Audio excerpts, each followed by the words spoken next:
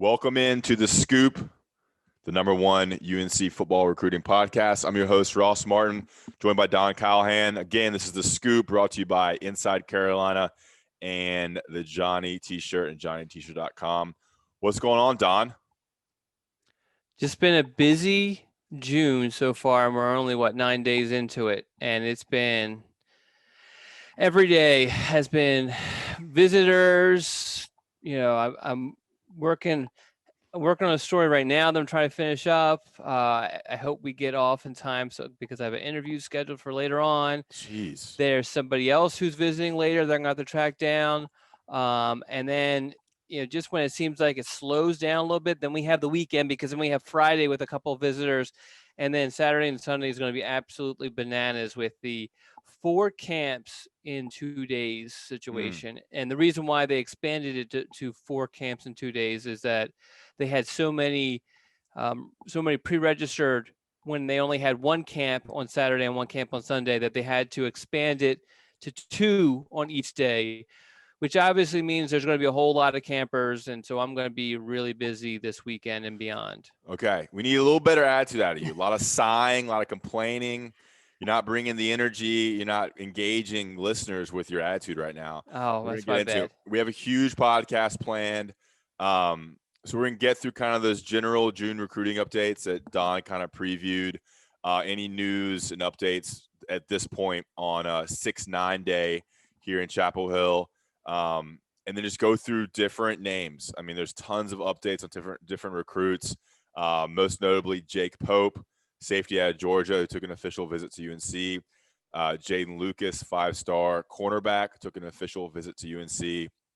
We have an Eli Sutton interview, the offensive tackle who has enrolled at UNC. We talked to him actually 2 weeks ago and have that kind of interview dialed up and ready to go with him, about 15 minutes with Eli Sutton, the Tennessee offensive tackle who is enrolled at UNC right now. We'll also talk about running backs George Pettaway and Omarion Hampton from Virginia, linebacker Sebastian Cheeks, and just a couple other just small notes. Andre Green, maybe Arch Manning talk, Travis Shaw, Jamaal Jarrett. It's just a massive week of last couple of weeks of recruiting because everyone's visiting everywhere.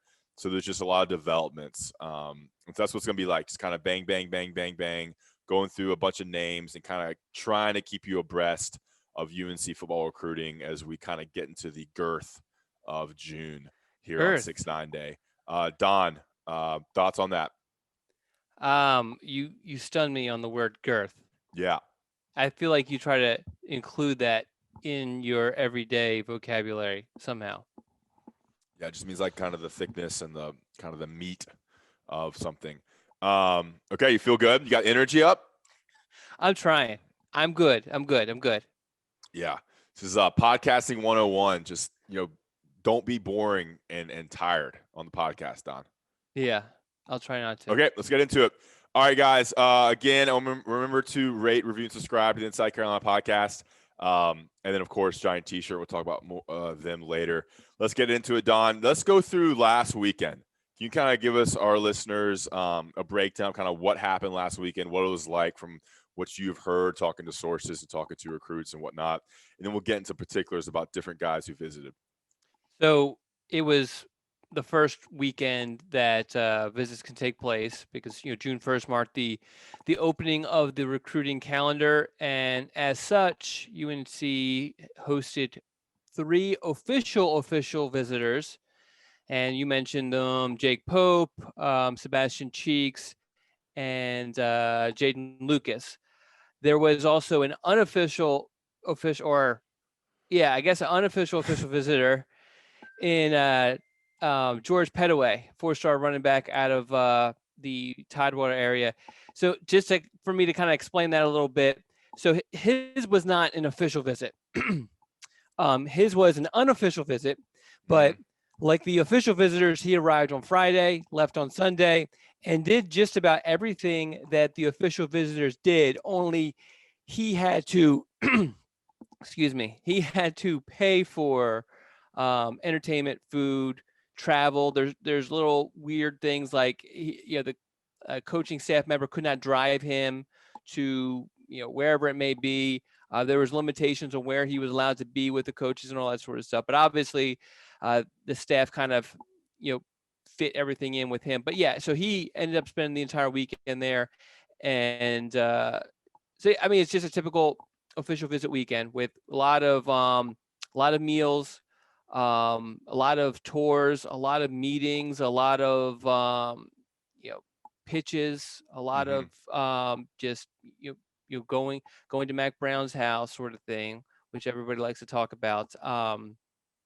So was this, you said 3 official visitors or 2 and 1? Three official visitors. Sebastian Cheeks is the other one. Yeah, Sebastian Cheeks is the other one. Gotcha. And then the fourth, we can Pettaway. call him, yes, Pettaway is an unofficial official visitor. Okay, during this weekend, were there a lot of unofficial visitors coming as well? Like just maybe some 23 kids, 24 kids, or was it just those 4 really?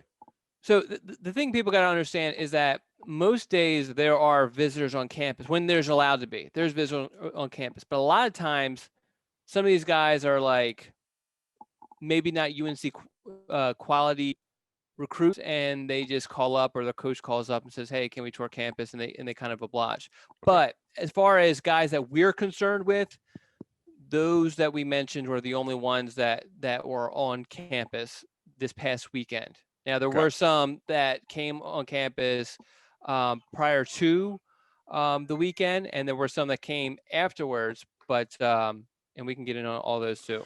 For sure. All right, Don's got calls beeping in. It's a busy day for him. Let's get right into it. So the 4 guys that visited, 3 officially, 1 unofficially. We'll start with Jake Pope, the safety from Beaufort, Georgia, 6'1", 190.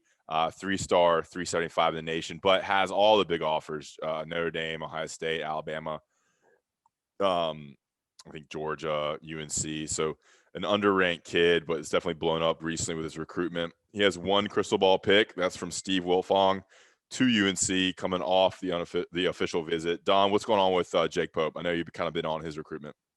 Yeah, so we posted an update on Jake early Sunday because he was one of the first ones to leave, and I had the chance to talk to him as he was heading to the airport. He brought his entire family, which his parents are divorced, and they both have since remarried. So he has a pretty large family. If you kind of group them together, they all came. They all enjoyed this day. He has some really positive things to say. I urge everyone to check out the post-visit interview that we ran on him on Sunday to kind of get the details. But everything, I mean, it sounds like things couldn't have gone better for him in North Carolina.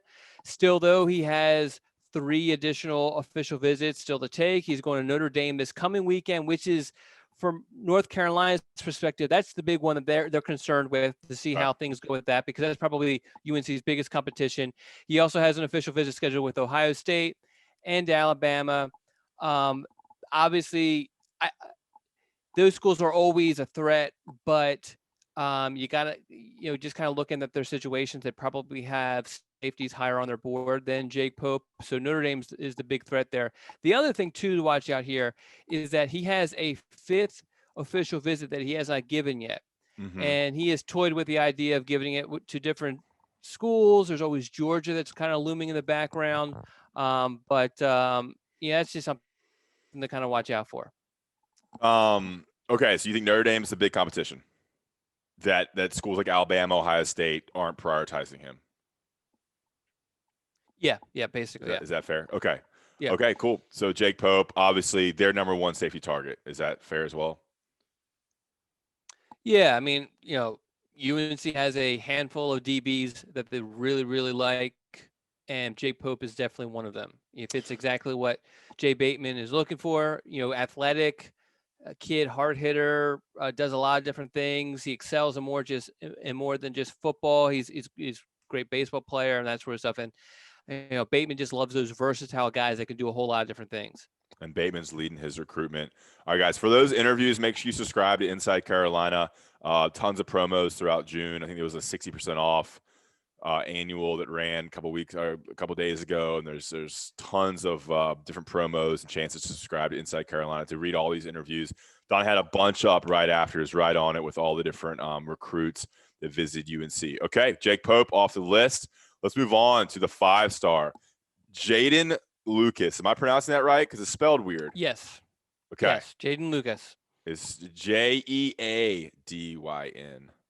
6'2", 185 from Malden, South Carolina, which is 38 miles east of Clemson in South Carolina. He's number 37 in the nation, number 6 cornerback, and number 1 in the state of South Carolina. He's a 24/7 sports composite 5-star player, and all his crystal balls are all for Clemson. There's 6 of them. But Steve Wiltfong, the national recruiting director at 24/7 Sports, has lowered his confidence level for the Clemson pick to 1. That doesn't mean much to Don, but that was brought to my attention that maybe a content item there, because this guy really close to Clemson, he's from South Carolina, and but he visited UNC over this weekend, and it was a very impressive visit after reading your article. Don, any tidbits or takes from what happened from that visit and what's going on with his recruitment?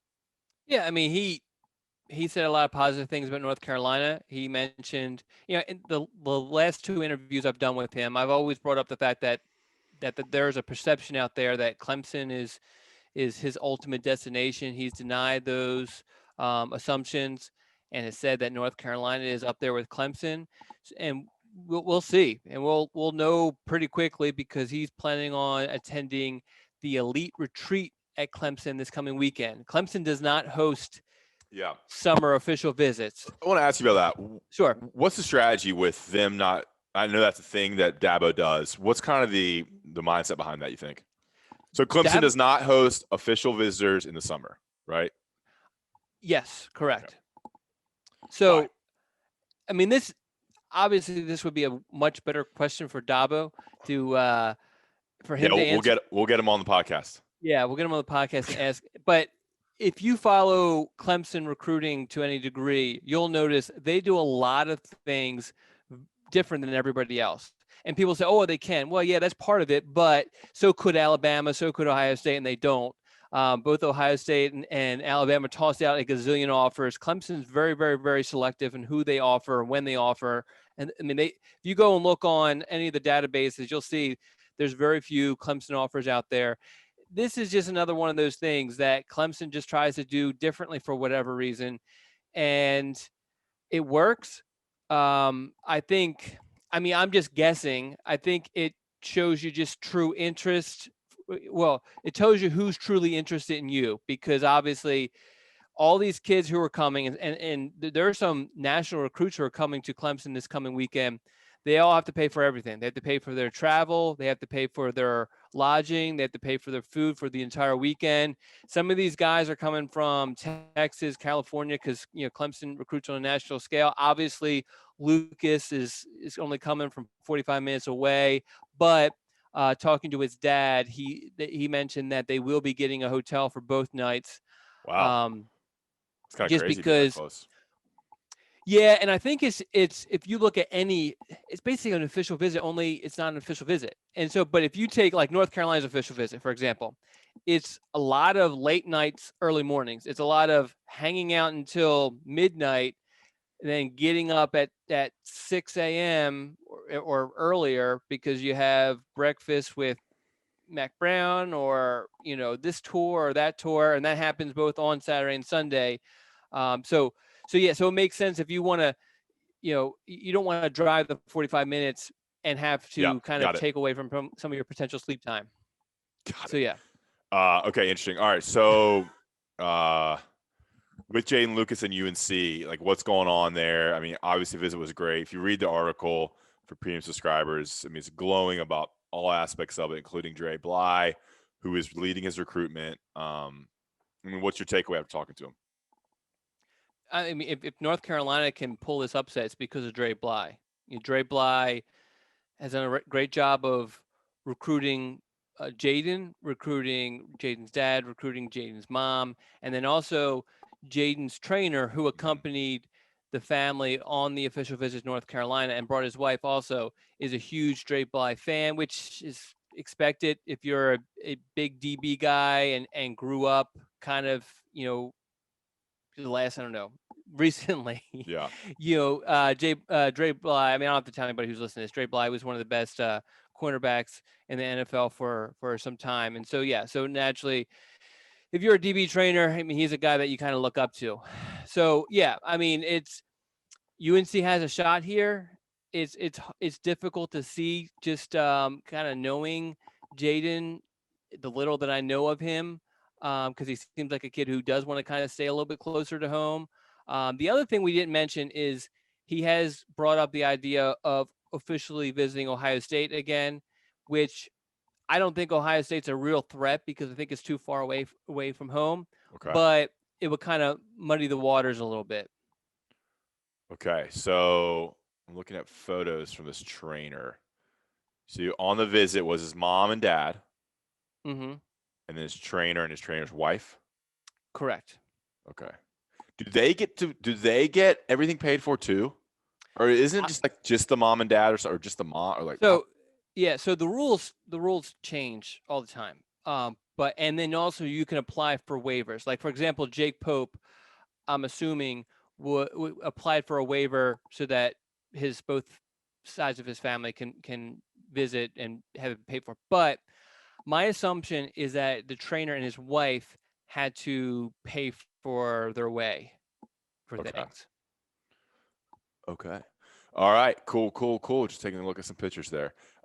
Good stuff. Let's move on. So we got Jake Pope done. We got Jaden Lucas done. Let's take a quick break. We're going to come back and give you the Eli Sutton interview. How do you feel about that schedule, Don? I like that schedule. And then when we come back, so we'll do Eli Sutton, which is pre-recorded, the UNC offensive tackle. And then we'll talk about George Pettaway, Omarion Hampton, Sebastian Cheeks, and even some other recruits. Some guys like Travis Shaw, Jamaal Jarrett, who visited UNC. I just saw Andre Green's visited a bunch of places already. And I want to talk a little about Arch Manning and see if Don has any insight there. So we'll take a quick break.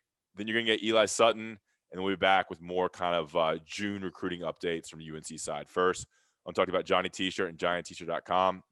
I actually went there over the weekend, was looking for some stuff, and I bought a couple stickers for my new car, a UNC sticker.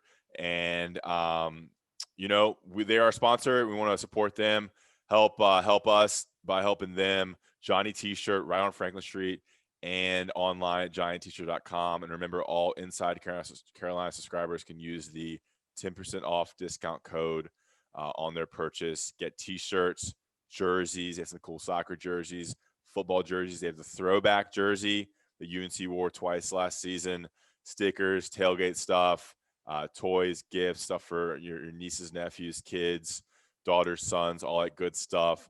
Go to Johnny T-shirt and JohnnyT-shirt.com. We want to support these local businesses right in Chapel Hill, and then online at JohnnyT-shirt.com. And remember, all Inside Carolina subscribers get 10% off. It's another bonus and benefit of subscribing to Inside Carolina. We want to thank Johnny T-shirt for all their support. And hopefully you will do your part in supporting them when you're getting your UNC gear. We'll be right back with more of The Scoop. And now we bring on Eli Sutton, incoming UNC freshman offensive tackle from Brentwood, Tennessee.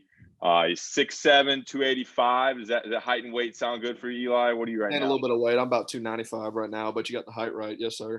All right, 6'7", about 295. He's a 24/7 Sports composite, 4-star, ranked 253rd in the nation, number 19 offensive tackle in the nation, number 7 player in the state of Tennessee. Coming in here in June. And we really appreciate you coming on, Eli. Yes, sir. Always appreciate to be on here with you guys. There you go. Don? I want to kind of rewind to your recruitment because for those who didn't follow it from the very beginning, it's kind of interesting. Tennessee is not within North Carolina's typical recruiting footprint. Mm-hmm. So UNC really didn't recruit Eli early on at all, really. And Duke did, though, and Duke offered you. And then you had a January visit planned to Duke. Mm-hmm. I'll let you take it from there. What kind of happened with that Duke visit in regards to North Carolina? Okay, so when I was around, I want to say fall of my sophomore year, I remember Lonnie Galloway followed me on Twitter, and I was like, oh, UNC, that's kind of cool. Maybe they'll throw an offer or get to know me or something like that. And so back in my old school, we had big Duke ties because we had, obviously it was a baseball kid. Bryce Jarvis went to Duke. Now he's in the major leagues, but we always had close relation with the Duke football staff. And so they recruited me pretty well. And I went up to Duke, and then I was talking to my dad. I was like, hey, UNC is doing really well. They just got Mac Brown. It's 10 minutes away. Why don't we just stop by?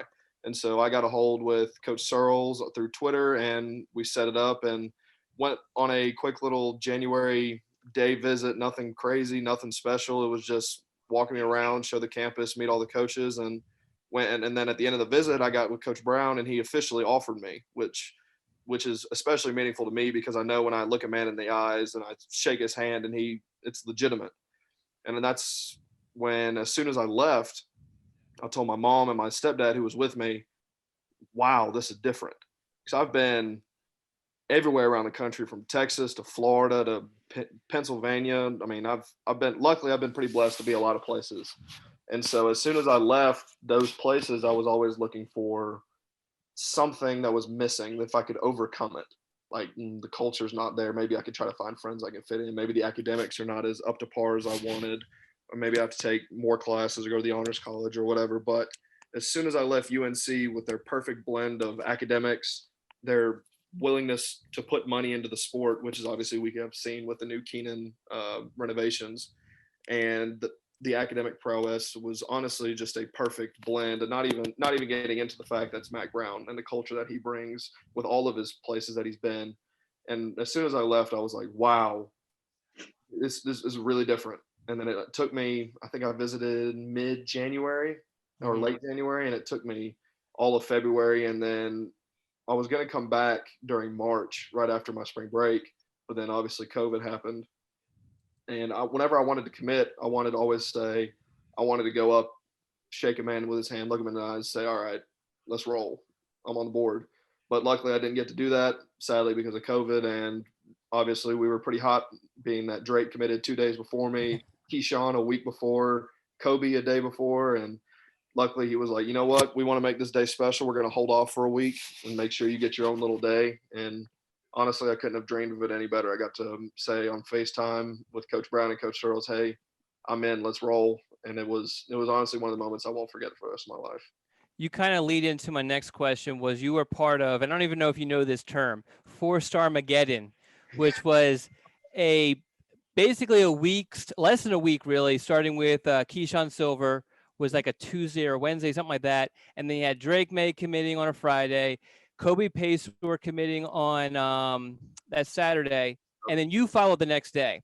And so there are a lot of like myths around just how that came about. You know, some fans think that you guys kind of planned it out that way. You got together, we're like boom, boom, boom. How that happened? How did you end up? Because you were I guess the last one, the bookend of that commitment, that 4-Star Mageddon. So how did it come about from your perspective? So what was really crazy was when I was on my Duke visit, I was with Diego and Kobe when we were there, and I've got pictures with both of them on our Duke visit. It was really crazy how it worked out. Me and Diego really clicked by then, said, hey, we're going to play together at some point, but that's another side story.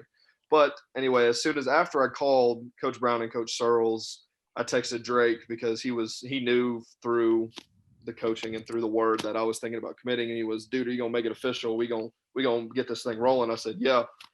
And he said, when are you going to do it? And I said, whenever y'all get done, because y'all are blowing up social media right now. I just want to hopefully get my name in there. And, you know, I'm not really a crazy amount of hype guy. If you've seen my Twitter handle or my Twitter prowess, I'm not one to be a bunch of drama throughout my whole recruiting. And once I was done, I was done. So it was pretty crazy, just the timing that it happened. I really wanted to go up there and obviously, like I said before, shake his hand, say, look a man in the eye, because I was raised whenever you shake a man's hand, that's signing a deal. That's how it was back in the day. So luckily it was just honestly just God's coincidence that it just happened that way. It was pretty crazy.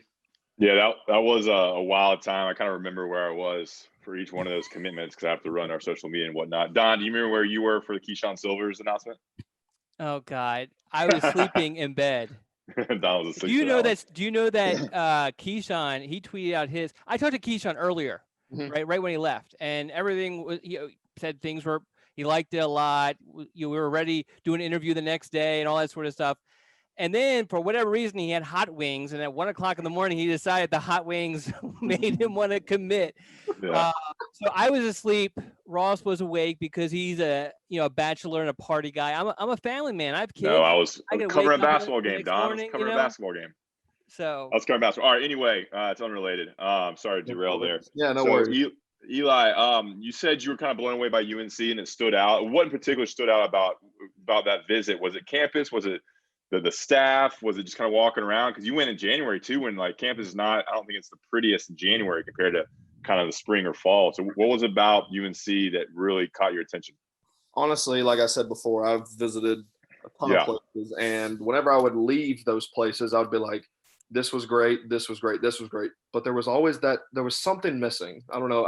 It was either, like I said, academics, the culture, the staff, always something. But then when I walked on campus, I don't know if you ever felt like this way. My mom always said it was like when you find your wife someday. It sounds pretty crazy, but it just felt. Ross is still looking. Exactly. And I'm just trying to relate to you guys, but it just felt like home. Like and when you know type deal. Exactly. And everybody always said that throughout my recruiting process. When you knew, you knew. And when it was just, I knew it was the perfect blend of academics. Obviously, UNC is one of the top 5 schools, public schools in the country. The football was doing this, as we still are. And I was going to turn a light, but and obviously UNC is pouring money into the system where they want to see this school win. And that was also a big deciding factor, is because I didn't want to go to a school that was like, oh, football. Ooh, you know what I mean? So they want to invest resources. And finally, it was that culture piece of meeting Mac Brown and knowing that I was going to be in good hands after I was done with football. And that whole family atmosphere he brings, the whole staff that he put together, it was just a culmination of everything. It sounds sappy, but I mean, it just felt right. Do you mind turning the light back on? We kind of need to see you. I was in a cave over there. That was pretty funny. There you go. I like my darkness. This is live podcasting. Great. Do you know what, a couple quick hitters here, do you know what you want to major in, or any ideas about what you want to focus on? I would like to major in business and sports management, and hopefully, knock on some wood here, if I don't hopefully get the chance to go to the NFL, then I would like to stay around the game of football, either in a managerial role or in an agent role or something like that, just because I've been around the sport so long. I just want to keep I don't know anything else. Which players did you meet on your visit did you meet any other offensive linemen or any other current players that you connected with? Linemen, but Sam Howell walked into the locker room as I was doing the pictures and stuff, and it was pretty cool meeting him. And he kind of semi knew who I was just because of the Twitter stuff, and it was pretty cool meeting him. What do you know about the kind of the offensive line room right now? Like, what is Stacy, Coach Cyril kind of told you? Like, what do you kind of think about the group right now? So obviously we're returning everybody, which is big. And I was always been told from our day one recruitment, I was more of a project guy, being that I was a little bit undersized. I'm not 330 coming out of high school, ready to play right away. I was always going to be a redshirt guy, which you just have to accept when you get into the position I am. And that also gives me a great opportunity to learn under all those 5 seniors, to be like, hey, this is how we do things. This is how we're going to work. This is how we're going to go through the playbook. And also it gives me a year of getting stronger in the weight room, learning the system, being able to master the tools that I need to master to be able to play at a high level in the ACC. And also it's a great chance to be able to work on getting ahead in school very quickly. I mean, Carolina usually graduates in 3 to 3.5 years. And if I stay all 5 years, I'll be able to work on an MBA, which is incredible opportunity, especially to get it paid for. So the redshirt year is incredible to me, and it doesn't even add to the fact that I get to play in 4 games. Yeah, that's pretty common for offensive linemen to not even see much of the field until like maybe year 2, but usually even like year 3 when you're a redshirt freshman, redshirt sophomore. So, Don, you got anything? Yeah, one of the, I guess, interesting things is that this group of signees, throughout, you guys really developed a strong bond, and you had to rely exclusively on, Zoom, on Snapchat, on Twitter, on whatever it may be. Did that, because of the fact, because I think if we didn't have COVID, you probably would have made it to campus a couple of times. but probably not nearly as much as some of the in-state guys. But do you feel like it almost kind of helped you in a strange way because from a friendship standpoint, everybody was on the same playing field?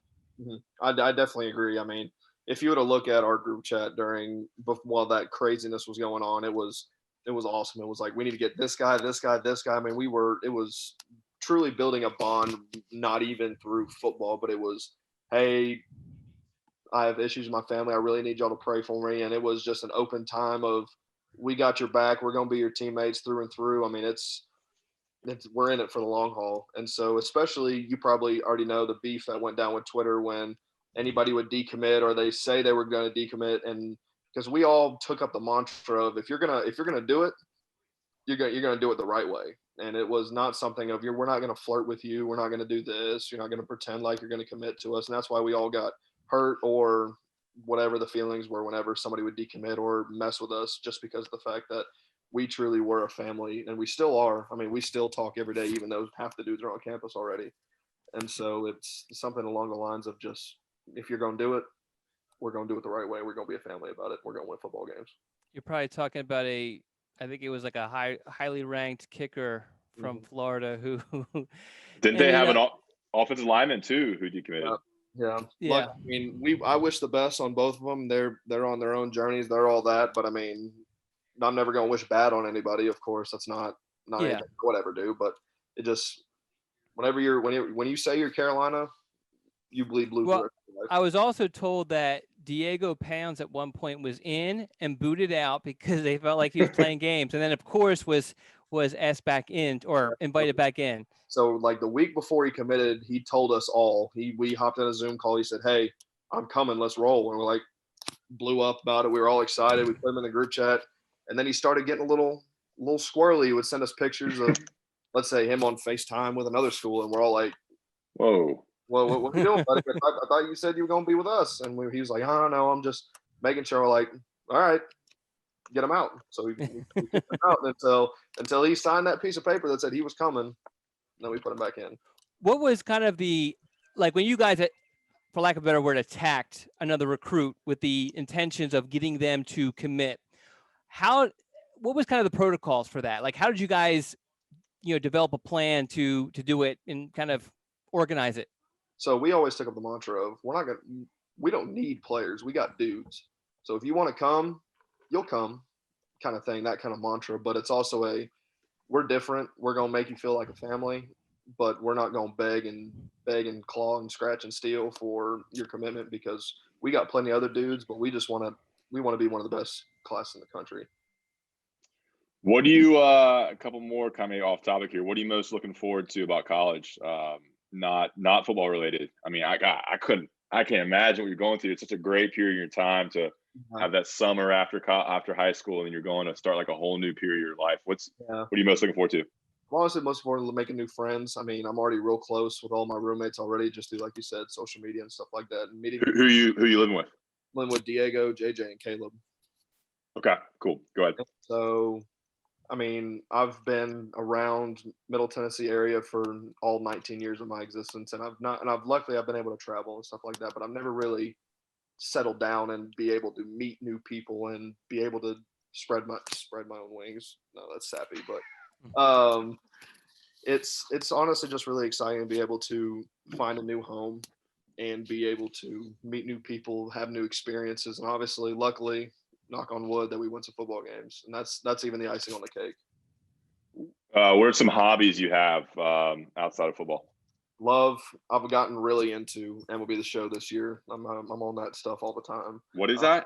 MLB The Show. Okay. It's video games. Ross doesn't play video games. I don't play video games. I play outside. I climb trees. Play outside. he climbs trees. I hunt. I fish. Okay. Ride 4-wheelers. Drive. Go mudding. I mean, anything you can think of as a stereotypical redneck dude, go do. I've probably done it. So. You said boilers? Oh, mudding with my truck. You said something before that. Okay, no worries. What do you hunt? Hunt, fish, mudding, 4-wheelers. That's what I said. Oh, okay, gotcha. Yeah. What do you like to hunt? Deer, duck, turkey, anything really. I'm honestly really easy. I'm not too specific about it. Anything that moves. That tastes good.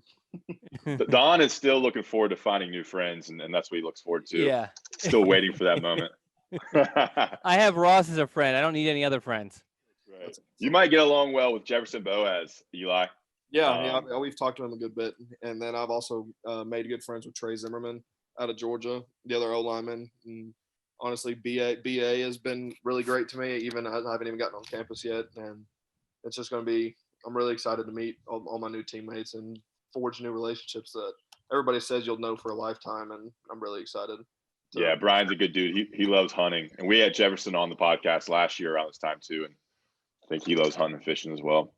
All right, Don, you got anything else?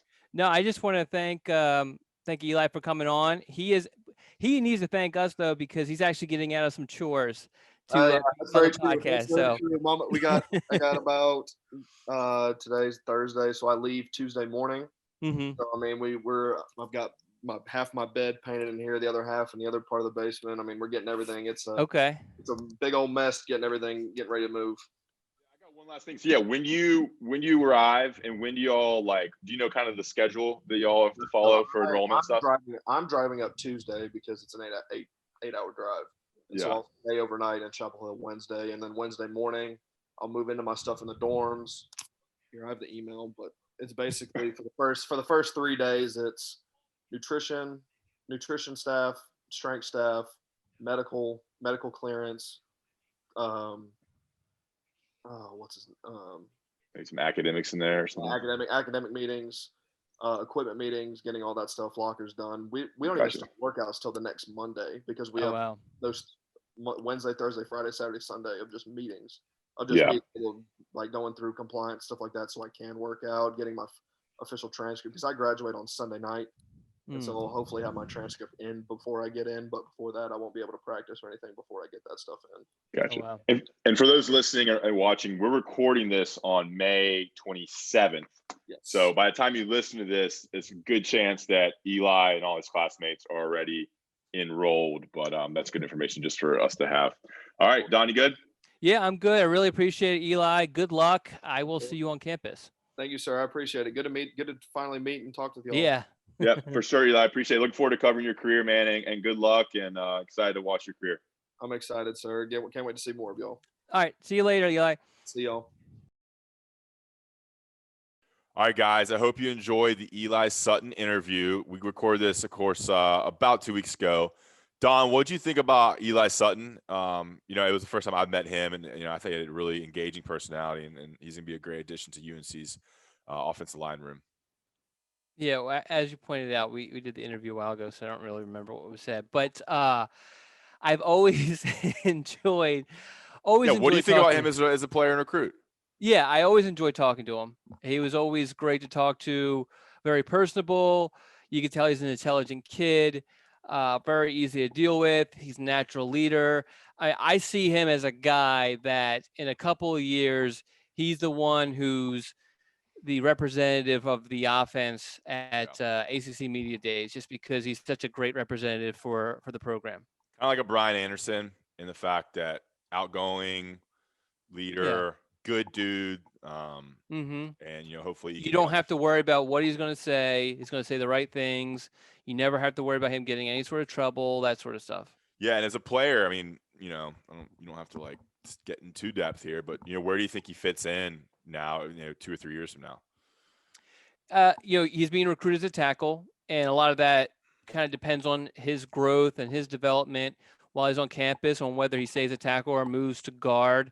But, real good technical guy, good mobility, good athlete for his size. I want to see a little bit more of a mean streak in him, but, he understands the game, and all the other intangibles we talked about earlier obviously are really big for the offensive line position.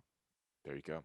All right, guys, let's get back into it. George Pettaway, Don, visit UNC. We talked about this at the top, kind of on an unofficial visit, but we did a lot of the things that the official visitors did. 5'11", 190, ranked 97 in the nation, number 9 running back, number 3 player in Virginia. I watched some tape of him. He's pretty good, man. He's fast, explosive. Looks like he can do everything when it comes to kind of the running back, catching the ball in the backfield, and all that good stuff. briefly, Don, what's going on with his recruitment? It seems like he's going to take a lot of visits elsewhere as well. Yeah, so a lot of it depends on when you kind of talk to him on what his plans are. So he only mentioned, I think, a few other visits to me, but I've seen other interviews where he's talked about just a ton of visits in June. The main thing that came out of the weekend, though, was prior to this visit, he was talking about the fact that he did not want to take official visits to nearby schools, which makes sense in theory, but usually doesn't work out in practice. But after this visit, he decided, hey, I want to take an official visit to North Carolina.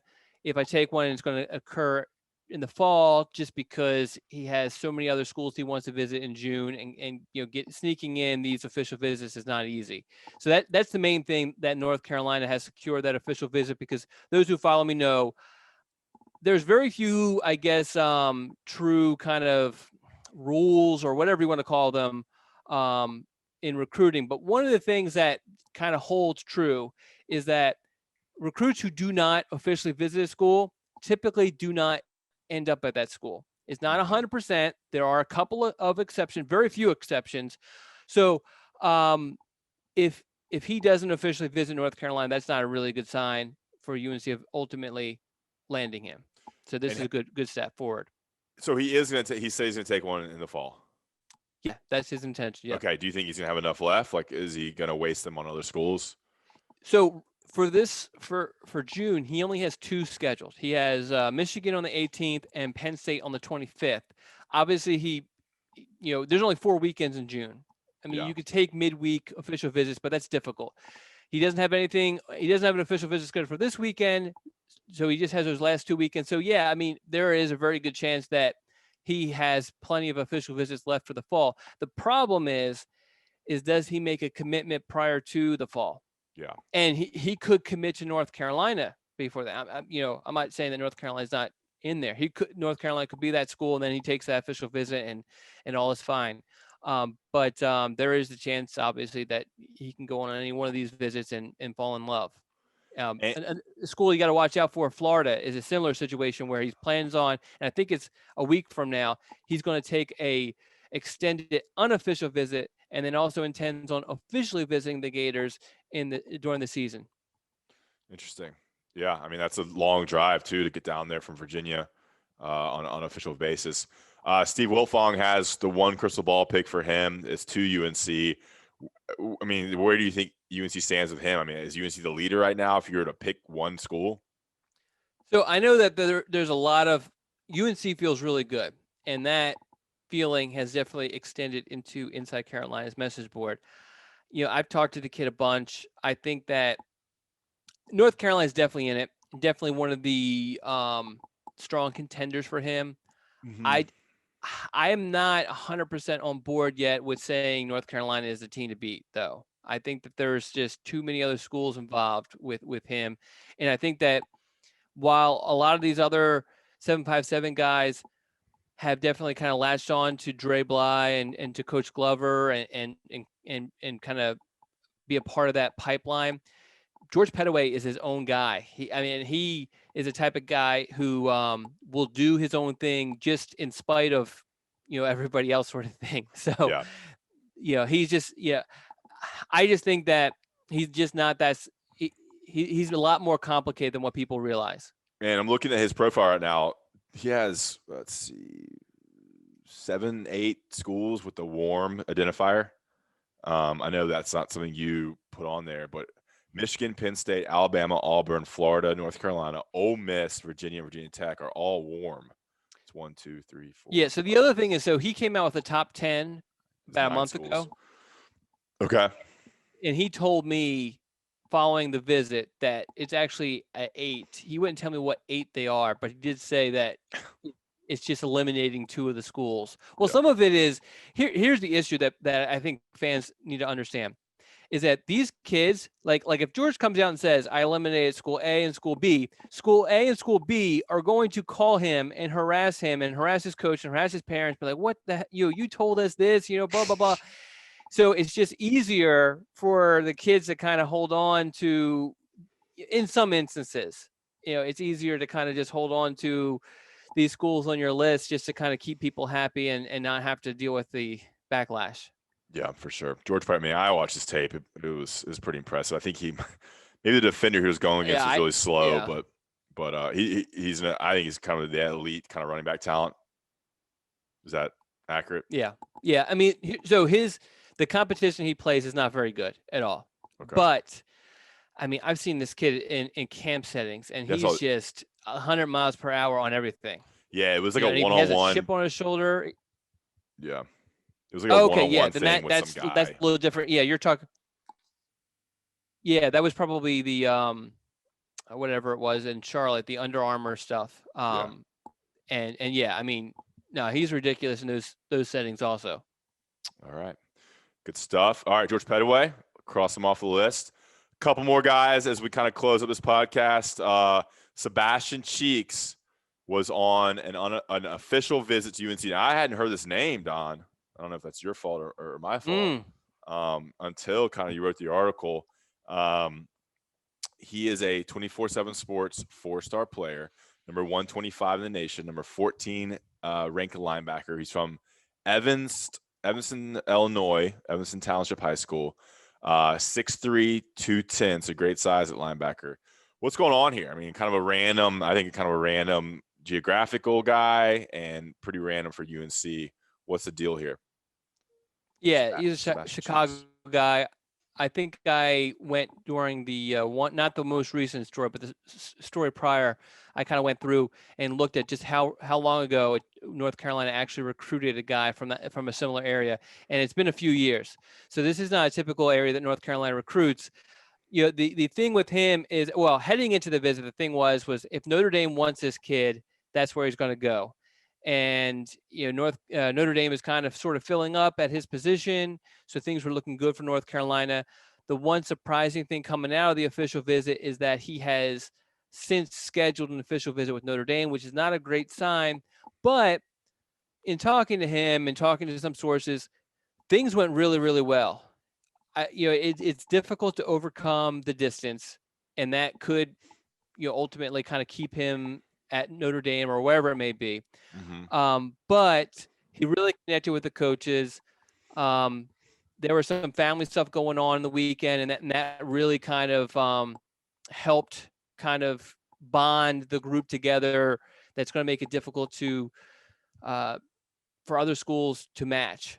But so UNC definitely has a shot here. This was not a, having fun sort of official visit that kind of happens sometimes. Okay. North Carolina definitely has a shot here. Got to watch out for Texas also. He's officially visiting Texas this coming weekend, and he wants to take a fourth official visit to a yet-to-determine school. Probably not going to be a factor, whoever that school is. What was the family stuff that bonded him together? I mean, I don't want to, we just leave that at that. Okay. Why'd you even say it then? I mean, I gave you basically the gist of it. Okay. Is there a delay between when I'm talking? You can hear me? I think that you're having some your internet issues. Yeah, we apologize. I had some wireless issues, and I'm on a hotspot right now. No matter. Okay, Sebastian Cheeks. I think the delay is not going to be that big of a deal. The thing that worries me is there's been some moments where you kind of talk robotic because of the internet. Oh, really? Okay. So hopefully that doesn't come through on the actual podcast. I bet it will. All right. Anyway, Sebastian Cheeks off the list. All right. Omarion Hampton. Don, this is another one of those running backs like George Pettaway from Virginia, one of the top targets for UNC. I pull up his profile here. He visited earlier in June, not this past weekend, right? On a unofficial. Sorry, he's not from Virginia. He's from Clayton, North Carolina. I'm sorry, Tommy. Running back, 6 foot, 215, ranked 136 in the nation, number 11 running back, a 4-star recruit, number 4 in the state of North Carolina, one of the top recruits in the state of North Carolina. One crystal ball pick by Steve Wiltfong to UNC. Don, what was this visit like, and what's going on with his recruitment to UNC? Yeah, so it was just a typical unofficial visit, just spending a couple hours on campus, which included going over to Mac Brown's house. His family came with them.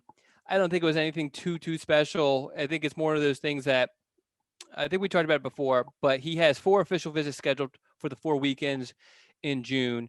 None of those are to North Carolina. He plans on officially visiting North Carolina in the fall, but it's another situation of gets a little dicey if he makes a decision before the fall. So in order to combat that, North Carolina's goal is to get him on campus unofficially as much as possible in June. So it's a good step to get him on campus early on, and then it makes it a little bit easier to get him on campus later on. And in talking to his dad following the unofficial visit, they mentioned that they do intend on returning later. A date had not been set. The one thing that concerns me a little bit is the fact that all this traveling it definitely wears on you. And so is after the second or third official visit, is the family going to want to jump in the car again and drive to Chapel Hill, even though it's not that far away? I mean, this traveling does get a little crazy. How many running backs is UNC going to take in this class? The goal is 1, but there are scenarios out there where you take more than 1. Because you can't turn down Pettaway. Yeah. Can't turn turn down Pettaway. Yeah. Yeah, there are guys that they won't be able to turn down, basically. Outside of Pettaway and Omarion Hampton, who's the other target? They're also recruiting Damari Alston. He's from Atlanta. And then Michael Allen, who's another in-state guy from Greenville. Okay, gotcha. All right, Amarion Hampton, stay in touch with UNC with an unofficial visit. But outside of that, not too many developments on his side. Okay, this is going to be the quick hitter section of the podcast as we close out. We appreciate you listening. We didn't have a top 5 this week, did we? We did. Top 5 summer activities. Let's wait because your energy is so low today. Yeah. We got to wait. On that one. What? Just the being very, very critical of me today. I mean, just being honest. We need more people to submit. Yeah, we only had 2 submissions anyway. Yeah, so top 5 things you want to do this summer. Top 5 summer activities. Was that it, Don? Top 5 summer activities. Gotcha. I already see a couple things from Preston from Greensboro that are offensive. Okay, let's. What'd you say? Preston from Greensboro's submissions were very interesting. Yeah. Okay, let's do a quick hitter here, Don. A sentence or 2 on each guy. Are we sure? Hold on. Are we sure that Preston from Greensboro is not your dad, right? No. Okay, and he's not like your brother. No, I don't really know a Preston. All right, let's move on, Don. Let's get out of here. What's going on with Travis Shaw? I saw an interview on our rival site. Any developments with Travis Shaw? Is he visiting UNC soon? Yeah, so he plans on visiting North Carolina sometime this week. He's so the thing with Travis Shaw is that he's so flaky, I guess, is the first word that pops to mind. So even though if he says he's going to visit this afternoon, you don't know if he's going to actually visit unless he's actually there. So when he physically kind of walks through. So he intends on visiting North Carolina soon. Considering just he has every option in the world, he is just taking a very slow approach to his recruitment. He's probably going to only end up visiting North Carolina, Clemson, and Georgia in the summer, which goes against what he was explaining earlier, how he wanted to make all these visits. So, yeah, I mean, North Carolina really just has to kind of just keep on just moving along with him, get him on campus as much as you can, and that's what they're going to do. Yeah. Interesting recruitment to follow. All right, Jamaal Jarrett, kind of a new name, and he's from he's a younger kid from the 2023 class, 6'5", 302. He goes to Smith High School. There's rumors of him transferring to Grimsley. He visits UNC on Monday. You talked to him. What's going on with Jamaal Jarrett? So, as you mentioned, I mean, his recruitment literally is just beginning. Mm-hmm. That visit to North Carolina was his first ever recruiting visit. He absolutely loved it, loved the coaches. UNC was the first school to offer him, and I think that's going to help UNC kind of stay in it with him. Obviously, it got him on campus.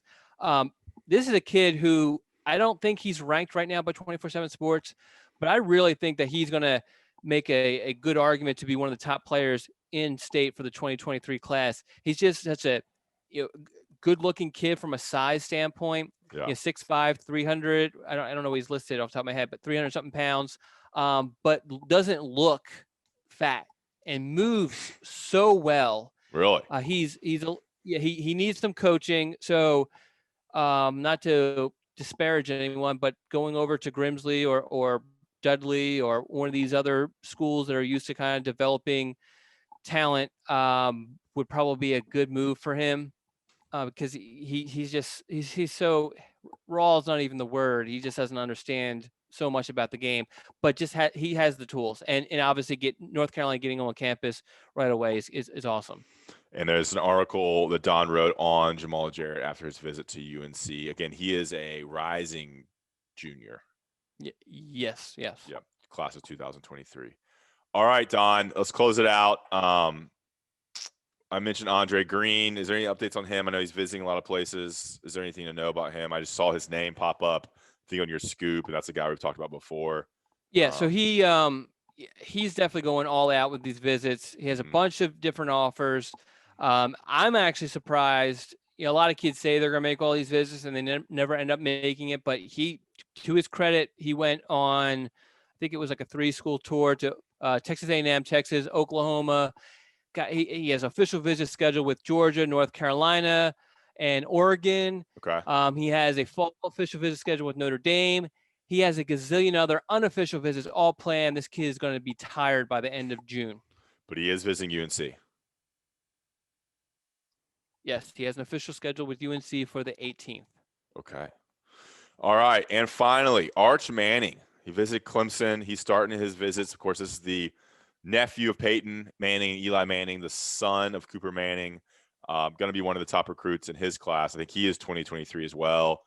Is UNC involved in this? What's going on? I mean, I've seen UNC mentioned like a little bit. UNC is involved. Here's the issue with this. This is going to be a recruitment that we have never seen before, and probably will never see again. Why is that? Because it's going to be so.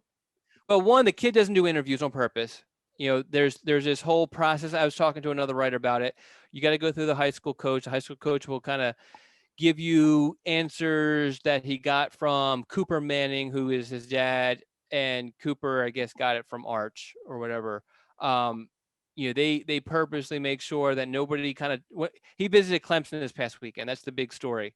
And, Clemson had, SID people around making sure no one came up to them, no reporters or fans or whatever, and all that. And the other thing is that, from my understanding, they're purposely keeping visit plans under wraps.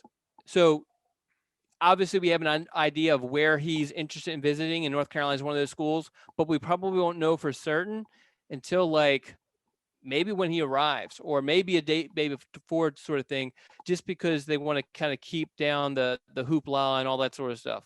So, I mean, he's going to visit North Carolina. I think it's more of a courtesy visit. I mean, if this kid grew up in the SEC, like you couldn't grow up more SEC than this kid. Not only did he grow up in SEC country, but 2 of his uncles and his grandfather are SEC quarterback legends. He's gone to Ole Miss games. He's gone to all this sort of stuff. So it's difficult to see this kid leave the SEC. For me, it's difficult for me to see him leave the SEC. The only scenario where I see him leaving the SEC is for Clemson. If you look at, they handle the big time quarterback prospect recruit, Trevor Lawrence in Lawrence. Yeah, Trevor Lawrence. They handle him well and all that sort of stuff, and that obviously appeals to them. It's a big time atmosphere, all that sort of stuff. But yeah, so I mean, if he visits North Carolina, I feel like it's more of like a courtesy because Phil Longo and Archie Manning, the grandfather, are pretty close.